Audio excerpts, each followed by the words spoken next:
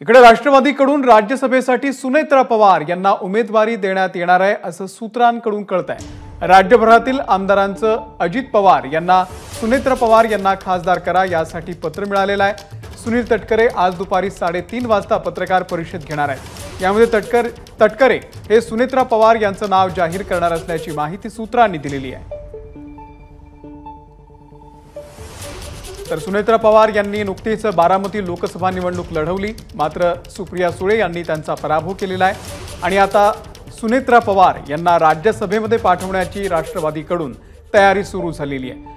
राष्ट्रवादीकडून राज्यसभेसाठी सुनेत्रा पवार यांना उमेदवारी मिळणार आहे अशी सूत्रांची माहिती आहे। निलेश बुधावले या संदर्भातले अपडेट आपल्याला देतील। निलेश, अमोल, राज्यसभेवर कोण जाणार या संदर्भामध्ये सातत्याने चर्चा होत होती। गेले 3-4 दिवस झालं राष्ट्रवादी काँग्रेस पक्षामध्ये अनेकांना आपली इच्छा बोलून दाखवली होती, मात्र आता सुनेत्रा पवार यांच्या नावावर शिक्कामोर्तब होते अशा पद्धतीची माहिती समोर आलेली आहे। आज दुपारी पत्रकार परिषद सुनील तटकरे घेणार आहेत आणि प्रदेशाध्यक्ष म्हणून ते नावाची घोषणा करतील अशा पद्धतीची शक्यता वर्तवण्यात येते।